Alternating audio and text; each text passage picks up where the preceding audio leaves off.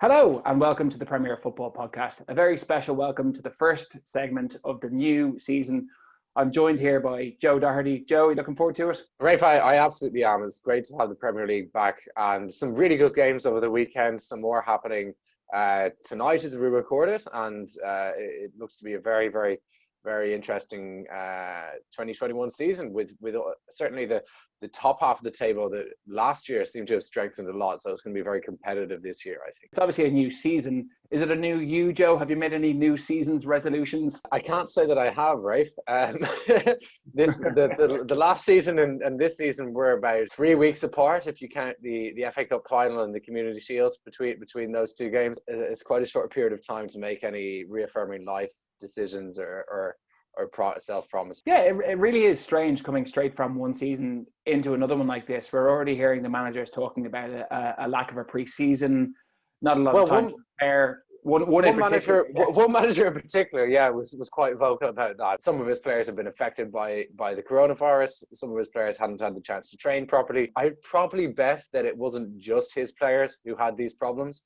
and that a fair amount of the rest of the Premier League squads were under the same pressure. But at the same time, that's great TV, isn't it? It's classic Jose. It is. It's box office, and he's obviously enjoying being on TV at the moment. I think everyone across the world is watching him on Amazon at the moment, and he's obviously loving the limelight. That wouldn't be like him, though, would it? To love the limelight. Not even a little. To enjoy being the centre of attention. Right. It is a new season anyway, and we've got a couple of new features to go along with that. An idea that we've had to start off the show this week and hopefully carry on through the rest of the season is to introduce a quiz into the show. I'm going to ask Joe some topical questions at the start of every show, and I'm going to ask him to write the answers down, and we're going to revisit those at the end of the show. Feel free to join along at home, think about them during the segment, and we'll give you the answers towards the end. Joe, are you ready to go? I've got 3 questions here. Rafe, I certainly am. I'm looking forward to hearing them. I've got an easy question, a medium question, and a hard question. How confident are you? Pretty confident, man. I'm pretty good at quizzes usually. Okay, depending on how hard your heart is, though. Okay, away. well, question number 1, Joe. Which manager lost their first opening day game in 10 attempts in the Premier League this weekend? Okay. Yeah, you have that nailed down, do you? I think so. Yeah, I think so. I won't say anything else. Question number 2. Which team recorded the most consecutive wins from the start of a Premier League season? Ooh, that's a tough one. That is a tough one. It's certainly not my team, I can tell you that. No, Arsenal tend to do well around Christmas, don't they? Yeah, Christmas. It's playing catch up. The New Year. They're a New Year team. Yeah, exactly. Yeah. Okay, and I'm going to ask you for the biggest win on an opening day in the Premier League. Yes, well, in the Premier League. I can give you the year if that helps. Yeah, please do. 2009-10. Can I just name the team who got the results, or do I need to name the fixture? You can do your best. Look, I want you to. You don't need to name the fixture. You can name the team that recorded it, and possibly the scoreline if you want to take a guess as well. Okay, I'm just gonna go. I'm just gonna go with the team. I think that's it. Guess the scoreline as well. 3 Done. teams have scored this many goals on the opening day. Okay, cool. You're finished? Yeah. Okay. Well, look, the answers will be revealed at the end of the show, so feel free to jump ahead and spoil it if you want to. Maybe subscribe down below if you're going to do that. If you're going to skip the rest of the show, you can come back and watch it later on. But we do have some football to talk about, Joe, don't we? We certainly do, Rafe. Yeah, absolutely. Is there anywhere in particular that you would like to start? I have a feeling there is. Well, why don't we start chronologically with the first game of the new season? I think that would only be right. I think that's very convenient. Fulham, back in the Premier League after a 1-year absence in the Championship, they came up via the playoffs and they entertained Arsenal at Craven Cottage in the 12:30 kickoff on Saturday, and it was a very routine win for Arsenal. Do you know that last season Arsenal didn't win any away game against a newly promoted team? I did know that, yes. They didn't win an away game for a very long time, though. They went nearly a year without winning an away game in general, didn't they? Even if you look back over the last 3-4 years, Arsenal's away form has been shocking.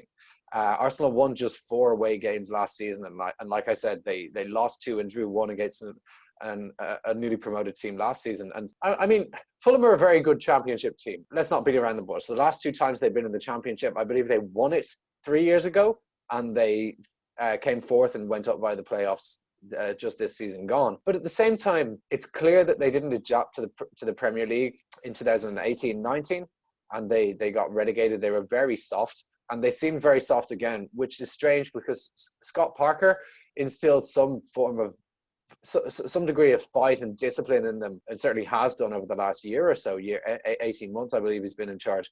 But they were very soft. They were decent in the opening few minutes, but Arsenal just took control of the game so quickly after Lacazette scored. I think it was inside 10 minutes, and Fulham basically rolled over for the rest of the game. Arsenal were pretty good, but I think that Arsenal fans should take this result with a pinch of salt, given the opposition they were up against. How much do you want to give credit to Arsenal here, or how much do you think that Fulham are going to lose every game of the season? I definitely wouldn't put it that strongly for Fulham. Like you said, they were the fourth best team in the Championship last season. At the end of the season, and there were better teams that finished below them as well. I don't think the Fulham have any right to be in the Premier League this season. I think that if you look at Brentford, if you look at Swansea and Cardiff, I think they were all better sides than Fulham last year in the Championship. I have no idea what Fulham are doing back in the Premier League this year. I can't see them finishing above 20th. I can't see a single team having a worse season than those guys. They're going to win 2 or 3 games max and pick up a handful of draws. I really don't think they're up to it at all. I don't think they are. I don't think they are either. I think they might do a little bit better. Going back to your earlier question, Arsenal were good. Arsenal are a much improved side under Arteta, and there are clear patterns of positive play taking place, and they look very well set up defensively, which is very strange considering their defensive woes under Arsene Wenger in his final few years and for the entirety of Unai Emery's tenure. But with this 3-4-3 that Arteta is playing, and it was obviously trials under Wenger and Emery as well, they really look very well set up, and not only defensively, but the triangles that they create through this formation, and how this formation kind of morphs into a 4-3-3 and a 3-3-3-1 makes it very difficult for teams to defend against. And Arsenal can go from their own box to the opposition's box in a matter of 10-15 seconds, and with players like Pierre-Emerick Aubameyang in the team, they can be quite lethal as well. I suppose the word on every Arsenal fan's lips at the moment is momentum. Arsenal obviously won the FA Cup at the end of last season. They started the season well with a victory over Liverpool, a draw and a win on penalties in the Community Shield. And now they've gone and won their first Premier League game, keeping a clean sheet, scoring 3 goals. I mean, things are very different to where they were last season. Yeah, for sure. I mean, the FA Cup run alone, the confidence that Arsenal would have gained by beating Manchester City, by beating Chelsea in the final, and then by going and beating Liverpool in the Community Shield, albeit on penalties, they still won the match in the end. I mean, beating the teams of that caliber is not something that Arsenal have done too often in recent years. So it's only natural to give them confidence.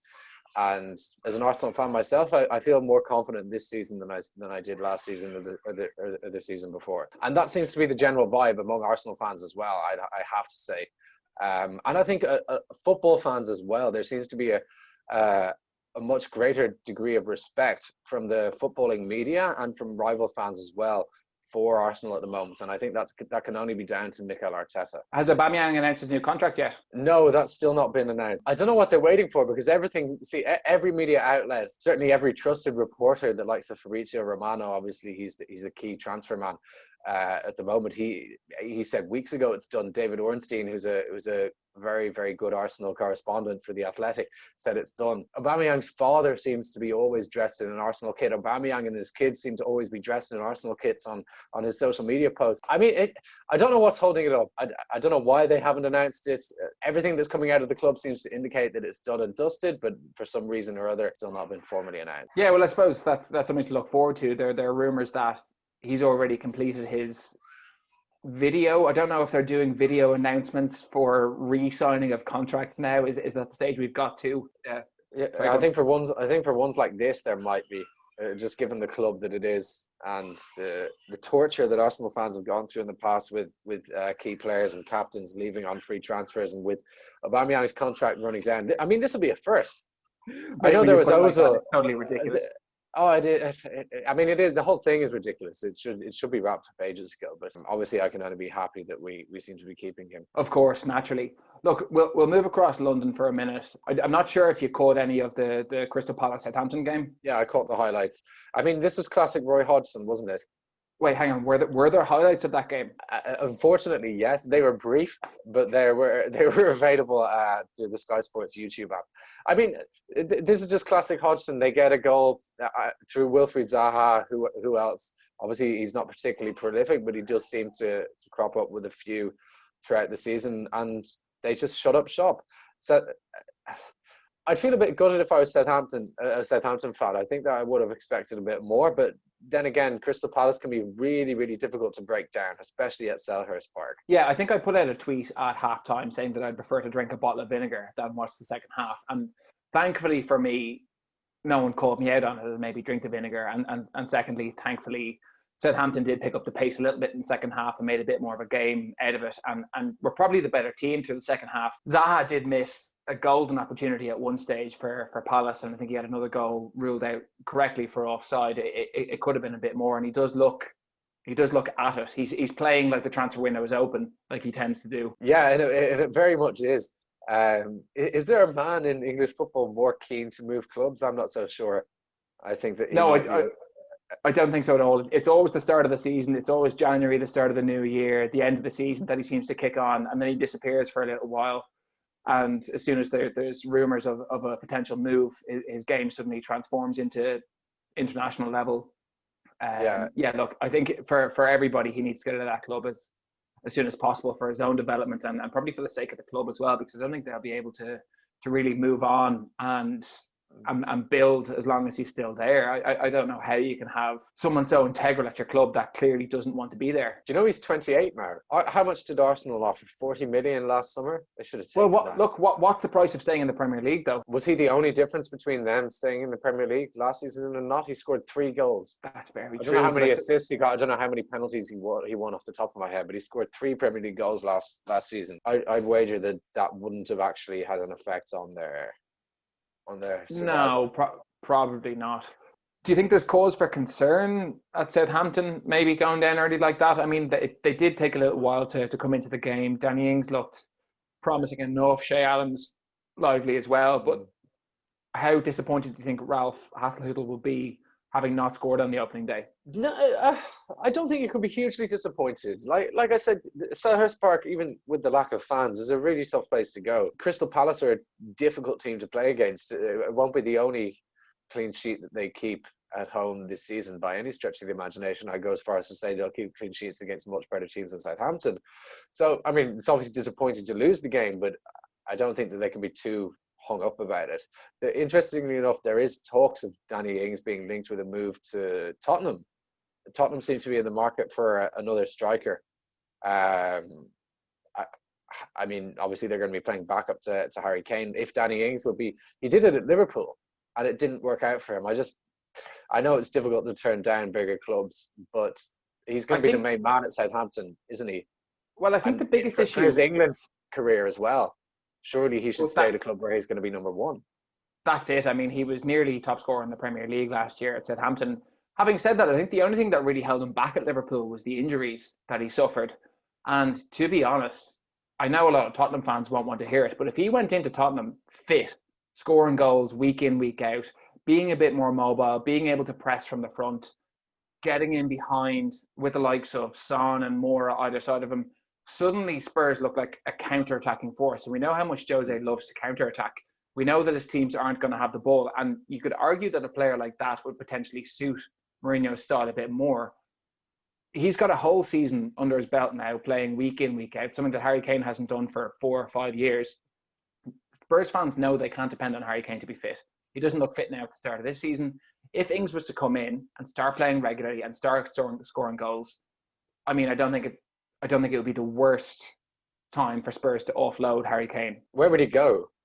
Who's going to pay big money for Harry Kane at the moment? Who needs a big striker? I mean, Real Madrid need to replace Karim Benzema eventually, but they need to ease Benzema out. They don't need to get rid of him immediately or put him on the bench immediately. He's still very important for them. So I think that what they tried to do with Jovic was to bring someone less experienced in with a lesser name and gradually ease them in. It obviously didn't work. There were various disciplinary issues. He didn't seem to settle in Madrid. But if Harry Kane went, he'd be a Galactico. He'd be a 120 million pound signing. Manchester sure. United, Manchester City. Manchester City's a shout because Manchester City need a Sergio Aguero replacement. They do. That's a shout. And they have Jesus there as well to play games when Kane's not fit. They have a replacement there. Harry Kane would be the first choice striker. Jesus would be the second choice striker. Similar position that they are in Aguero. A similar position that they are in now with Aguero. You got there, yeah. Let's not Aguero at this stage. 32, 33 as a guess, but he must be around that. Jesus is not the answer to. He's not the heir apparent, is he? That hasn't worked. He's decent, but I mean he's a good backup striker, but he's not the next Sergio Aguero, is he? He's not the next Manchester City. Not for a club that have ambitions of winning the Champions League like Manchester City do. No, I mean he's a Champions League level striker, isn't he? But he's not a Champions League winning level striker. If you get me. No. Well, not yet. He's not world class. Right. What was billed as maybe the game of the weekend, the champions hosting the champions of the Premier League and the Championship. Liverpool took on Leeds in a game that really didn't disappoint. A 7-goal thriller. Joe, did you expect these kind of scenes at Anfield? I expected Leeds to attack. I expected Leeds to play. I mean, that's how Bielsa plays. That's his brand of football. I mean, he's one of those managers that has a philosophy and he sticks through thick and thin. I didn't expect him to put Liverpool under so much pressure and to trouble them so much. And I think that is a cause for concern for Liverpool, because as good as Leeds are, I mean, that should give Liverpool's rivals a real sense of promise to go at Liverpool, even at Anfield, to exploit the right hand side of their defence, to be the counterers to their counter-attacks, which has been Liverpool's speciality over Klopp's tenure. I think that's a genuine cause of concern for Liverpool. I didn't expect Liverpool to lose or draw. I thought, especially you could sense the winner was coming, couldn't you? You just knew it was coming. The pressure was building. Leeds were tiring. They looked less competitive. They had less fit. Their fitness levels were worse than Liverpool. Maybe you remain very confident. You have every right to be. But I think there are signs of weakness there at Liverpool. And I think that those signs of weakness were exploited by Arsenal as well in the Community Shield. How Aubameyang scored. That right, the Joe Gomez, Alexander-Arnold or Necky Williams, whoever's playing right fullback, that's not the strongest point of. Actually, do you know what I might say? That's Liverpool's only weak point, and it is being exploited. I'm just smiling and laughing here. Like the comparisons with last season are uncanny. Liverpool had a fairly disastrous pre-season going into the start of last season, and there was all sorts of concern about whether they were going to be able to do it defensively and continue on their defensive shape. And then in the first game of the season at Anfield, they hosted newly promoted champions Norwich. And I don't know if you remember that game, but Norwich actually bossed that game. But Liverpool were more clinical. They took their chances. And I remember Gary Neville was in dreamland watching Norwich, saying, oh, Norwich are going to be fantastic to watch this year. They're going to take points off all the big boys. They're going to be a real force. Liverpool, I'm going to say it now, Liverpool were not very good last season. They weren't at all. They didn't look convincing in that first game. They didn't actually look convincing in a lot of games. But like you said, you could sense that winner was coming towards the end of the game. And that's what Liverpool did week in, week out last season. I know people commend their defensive resilience, but that's not what won them the league last year. It was their ability to go late in games, to play till the final whistle. I think Leeds will cause people problems this year, but I'm not worried about Liverpool because they showed exactly that fighting spirit that won them the Premier League last season. For me, it's a very good point. That Liverpool side that won the Premier League for the first time were, for me, so comparable to some of Sir Alex Ferguson's later year Manchester United teams. The ones which featured, I mean, Liverpool have a great team, but some of those late Fergie United teams really weren't that good. I mean, Danny Welbeck was starting up front. for a few seasons in a row. They played a central midfield of Anderson and Tom Cleverley. I mean, some of the Rafael and Fabio playing fullback, some of those players were just not cut out for it. And he just had a winning factor. A winning mentality. Exactly. And he has instilled that from top to bottom within the club. And when he left, it was like, poof, it was just gone. And Klopp managed to do that last season. And yeah, Liverpool were. I mean, there were so many games where Liverpool were very dominant, and Liverpool were so good defensively last season. But there were times when you're thinking, kind of like, they're not that good, but they are, because they keep on winning, and they won so comfortably. For some, I mean, when did they lose a game for the first time?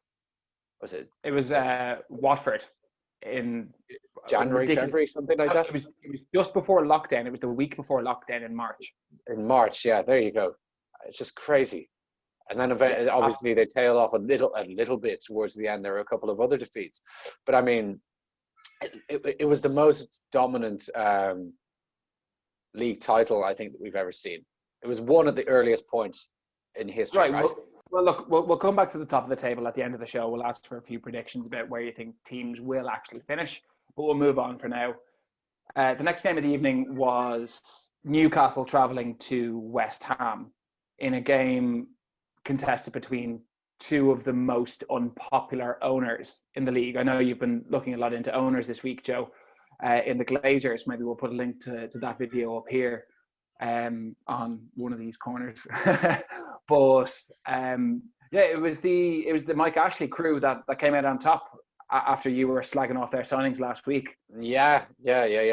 Newcastle were pretty good. I have to say, I think that Steve Bruce has done a remarkable job at Newcastle, and yeah, for all of the criticism I was giving the likes of Jeff Hendrick, he put in a very, very, very good display and capped it off with a beautiful finish. Goal and an assist. Goal and an assist. Yeah, it was a great goal. It was he was playing right midfield, and he collected the ball on the right hand side of the edge of the penalty area, and he just smashed it into the top left hand corner with his laces. It was a great finish. It's a good thing that none of those rejects from Bournemouth got involved, because otherwise you'd be totally red-faced. Yeah, I would. Callum Wilson obviously got the opening goal in that game, and he was pretty good. He played up front alongside Andy Carroll, two former England strikers. Obviously Wilson, if he hits form, might be in line for a recall, but they worked pretty well together. Carroll played well. He put himself about. He fashioned a very good chance for himself on the edge of the box. Kind of collected the ball and flicked it over his opposing man with his left foot. Similar enough to Paul Gascoigne against Scotland in Euro '96, but then he smashed his effort over the bar. It was slightly deflected, but he had a good game. It was nice. I'm a fan of Andy Carroll. If it wasn't for injuries, I think he would have collected a lot more England caps than he currently has. He's a very, very difficult striker to play against when he's in form and when he's. I wouldn't want to mark him. No, man, neither would I. He's huge.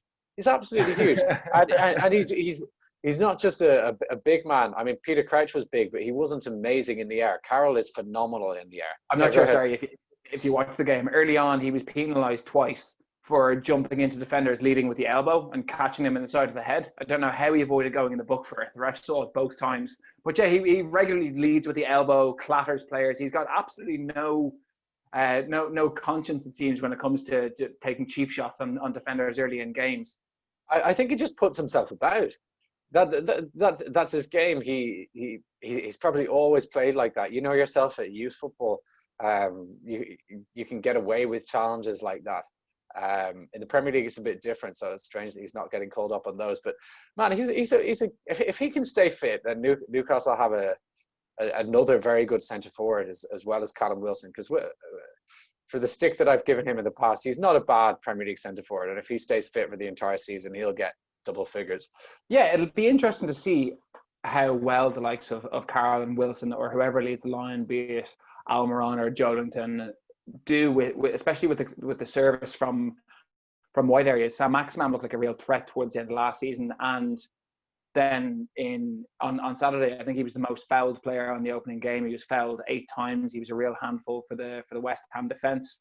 Possibly Ryan Fraser coming in on the left side, or Matt Ritchie putting balls in from there. But there does seem to be a new kind of attacking element to Newcastle's game. Obviously, they were so defensively dominant last season.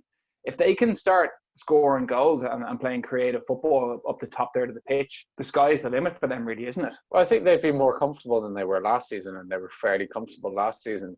You'd have to be talking about pushing towards top 10, maybe knocking on the door. I mean, I think that's where they were last year, though. I can't remember. Did they not finish about 11th, 12th, something like that? Yeah, knocking on the door of top 10. Knocking but I think 10, yeah.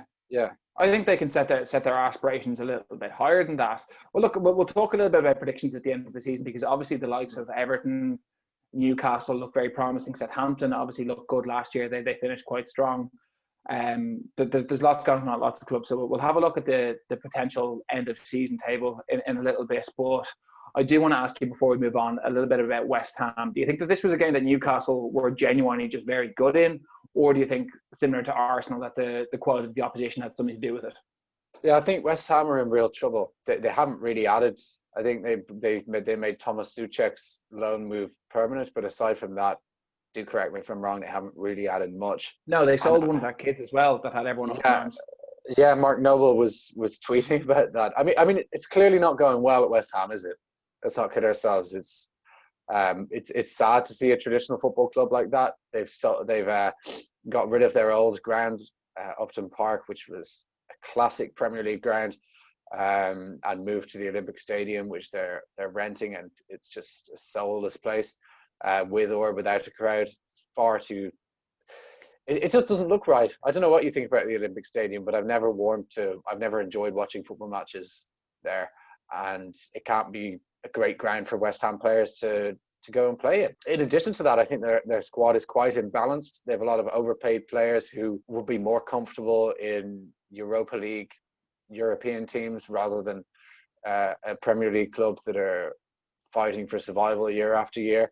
And it just begs the question, what exactly do West Ham want to be? Because the owners have, hired managers like Bilic and Pellegrini in recent years who have some degree of pedigree, and they've signed players who have some degree of pedigree, yet at the same time, they don't invest properly. I think that they seem to sell a lot of promising players, and there's a real discontent around the squad, around the club year upon year. We will move on. We'll have a quick look at the Midlands derby. West Brom hosted Leicester in the first Sunday game of the season. A comfortable 3-0 win for Leicester in the end, 2 Jamie Vardy penalties. Was it a comfortable win for Leicester, Joe? Yeah, it was comfortable, Rafe.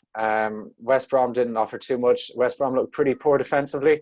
I can't say that I watched a lot of them in the Championship last season. I don't really watch the Championship, but their 2 penalties were very, very, very soft. And the first came at a time where obviously 1-0, everything's still all to play for, but Vardy was just casually pushed over in the box. And then a few minutes later, there was a second penalty, a defender just hanging out a leg. Soft fouls that were rightly called as penalties. And with a striker like Jamie Vardy, he's 9 times out of 10, he's going to put penalties away. I said this to Sean actually last week when we recorded the first fantasy football piece of the season. I said, whatever you do not bring in West Brom defenders. They're not the West Brom of old that we kind of associate with that battle-hardened Johnny Evans led defence. That's not their game at all anymore. I think they had the joint 14th best defence in terms of clean sheets in the Premier in the Championship last year. And I mean, that's really not good enough. No, it's not. I mean, in the Premier League. Slaven Bilic wants to play nice, expansive football, and that's all very well. But as a newly promoted Championship team, I think if you look at the history of newly promoted teams, the ones that decide to shut up shop and make themselves hard to beat are the ones that tend to last longer in the Premier League. Yeah, and you think about the teams that do come up and try to play expansive, free-flowing football. Obviously, Blackpool went straight down. Swansea went down second season, didn't they? Sheffield.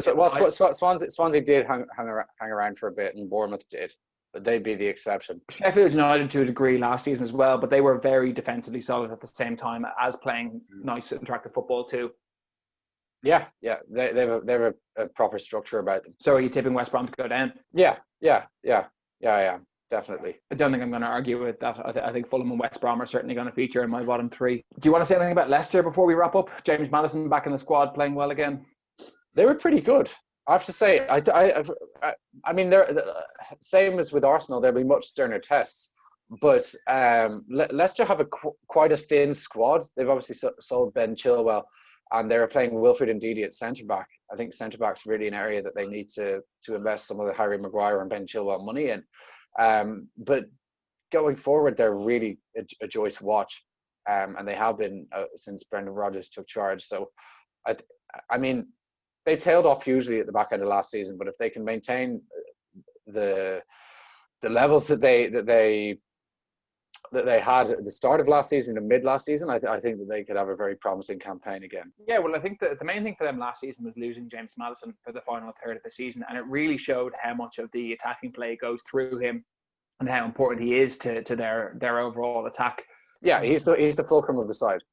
Now, see, the thing about these games, though, with the lack of pre-season and with the internationals before the start of the season, Leicester did take a long time to get going.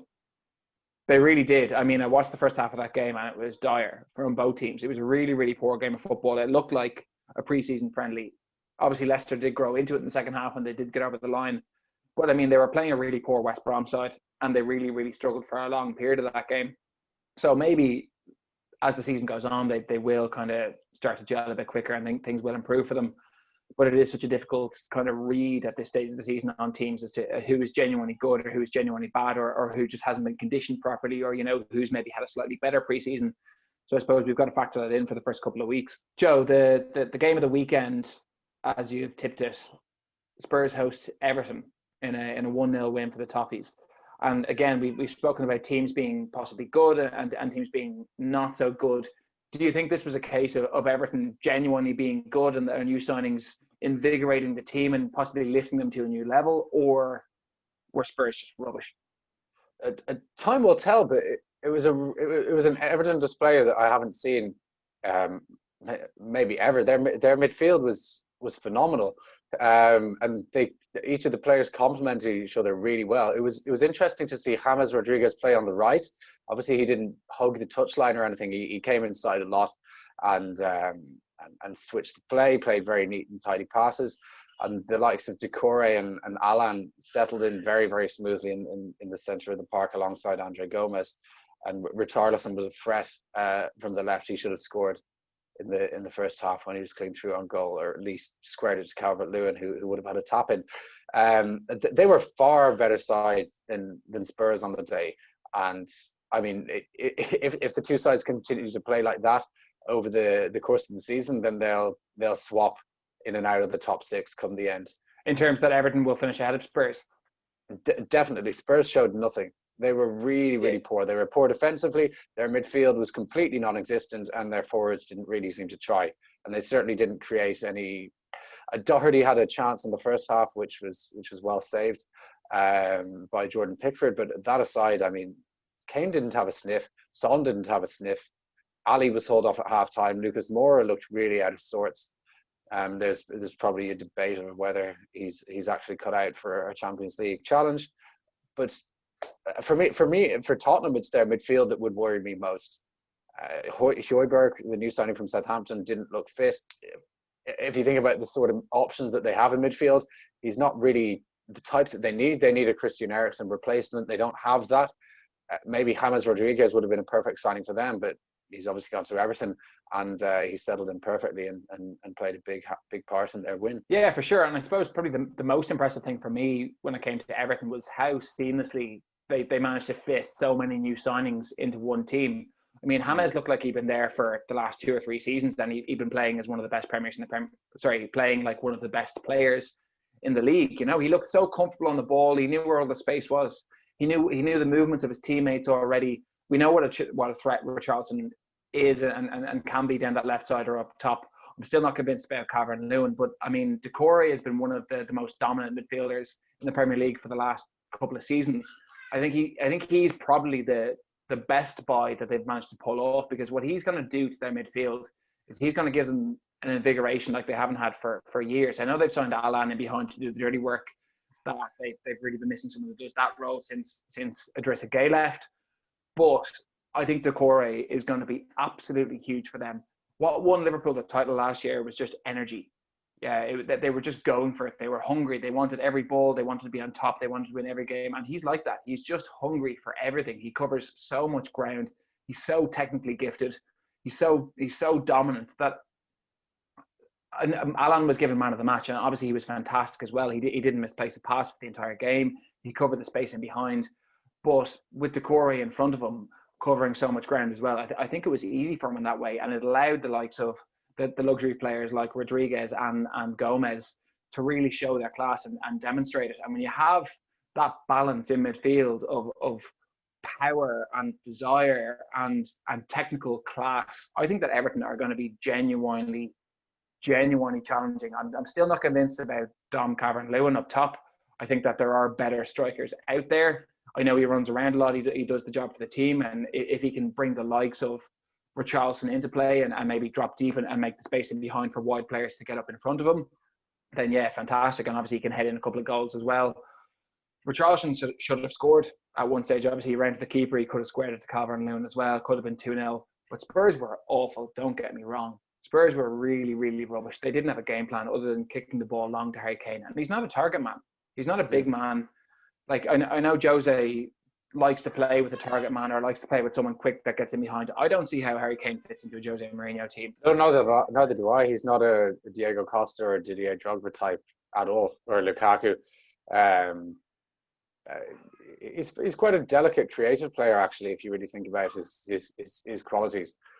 So it'll be interesting to see how that relationship develops over the course of the season. Well, he's a finisher, isn't he? He wants people passing the ball to him on the deck in the penalty box. You know, he wants the ball to feet. He wants to hit it first time. He wants tap-ins. He wants headers close in.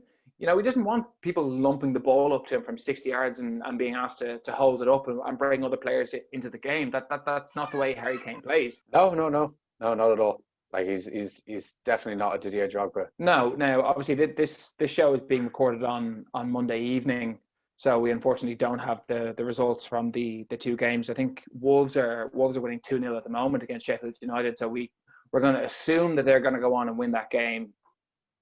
From where they are now, they're going to build on the momentum that they've had from the last couple of seasons, and they're going to take it into this year, and they're going to finish that game out. And then we're going to wrap up the show in time to hopefully watch Chelsea.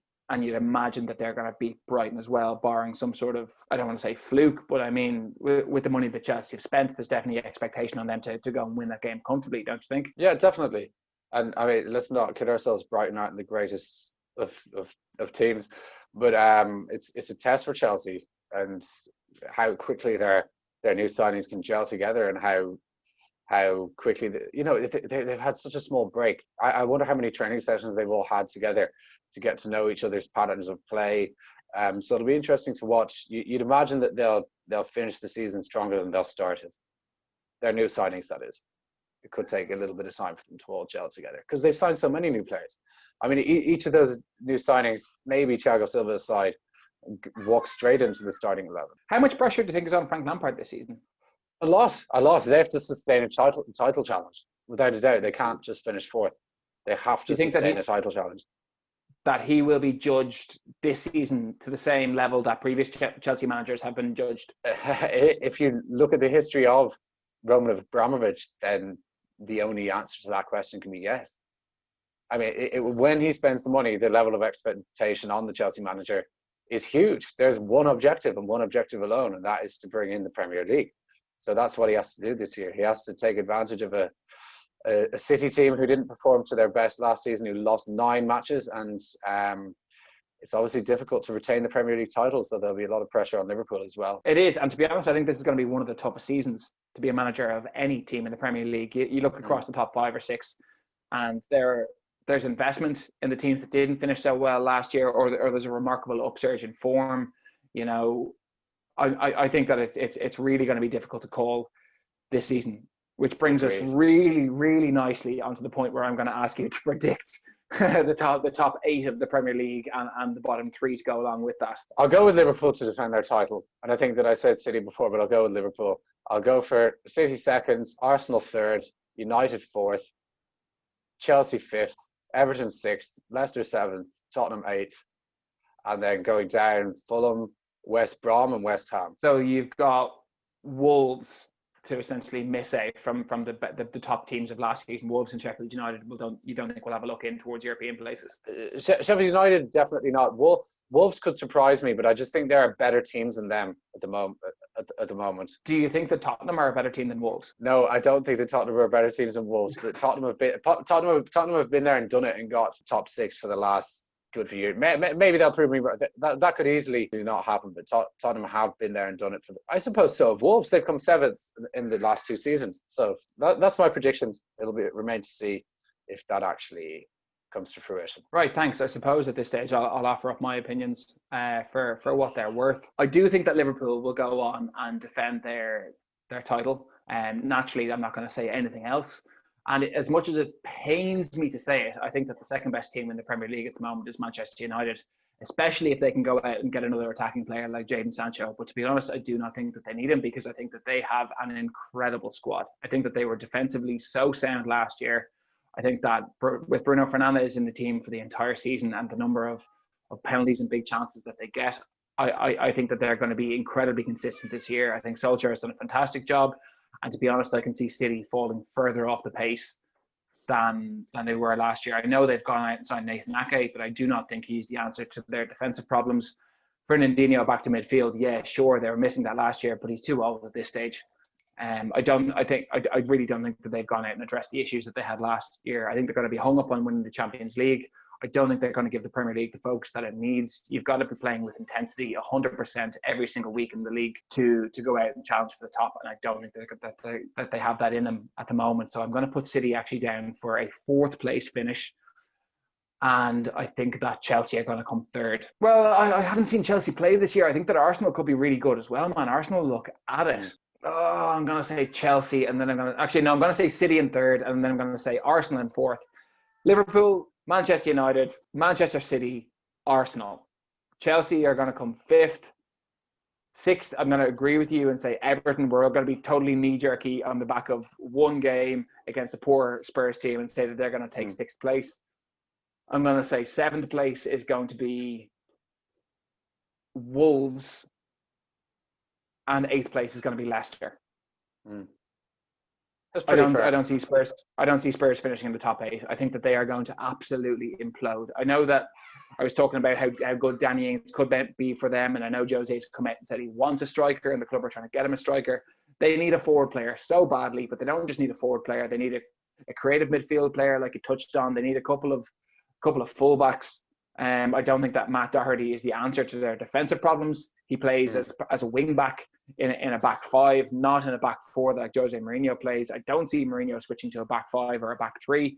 I think he's going to be totally wasted. He was playing nearly as a winger the other day against Everton, and for the entire game, Lucas Digne and Richarlison were running in behind on the left side. The goal came from a free kick down that left side. We spoke about Richarlison needing to score down that side. I think that they're going to have a host of problems defending at right back. As much as I think Matt Doherty is a quality player, I think that if you wanted a good Irish defensive right back, they should have gone out and signed James Coleman. You know, if they wanted an attacking right back or someone that can play midfield, yeah, Matt Doherty for sure. But someone that plays as part of a back 4, Seamus Coleman's your man, and they've missed a trick there. I don't hold out a lot of hope for Spurs. Yeah, I'm going to agree with you. I'm going to say that Fulham and West Brom are going to go down. And I can't see anything other than West Brom going down as well. Or sorry, West Ham going down as well. I think that if you look at their start to the season, they've obviously lost this now, and their next 8 games or something like that are against top 10 teams from last year, and they're very tricky games as well. I think that they're going to be nearly relegated by Christmas. I think it's going to be a disastrous season by them. Moyes is going to be the first one to get sacked. They could possibly even be on their 3rd manager by the end of the season. Players are going to be leaving. Mark Noble's going to want out. It's going to be possibly one of the worst seasons, sorry Stefan, for the club. Yeah, I agree. I think like I said, I think they're going to go down too. Brilliant. Do you want to know the answers to the questions? I'll give you the answers to the questions. The first one's definitely Jose Mourinho. Yes, Jose Mourinho lost his first game in the Premier League on the opening day in 10 attempts. The second question, the most consecutive wins from the start of a Premier League season. Joe? Liverpool. Chelsea, 2008. Chelsea. And the last one was it 2009-10? It was. Arsenal beat Everton. Arsenal beat Everton 6-1 that day, Joe. Six 6-1, yeah. But Chelsea beat West Brom 6-0 on the same day. Ah, right. So Chelsea. I think that I had Chelsea 6-0 first, and then I changed it to Arsenal 6-1.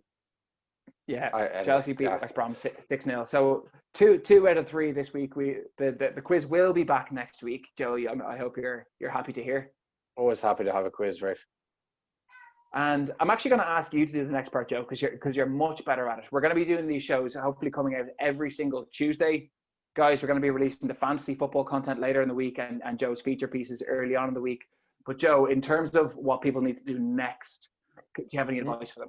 Yeah, so if you could all just smash a like on the video, subscribe to the channel, share the content around, and don't forget to subscribe to our socials. We're on Twitter, Instagram, Facebook, and TikTok, and we've been the Premier Football Podcast. You are so much better at that than I am. Thank you so much.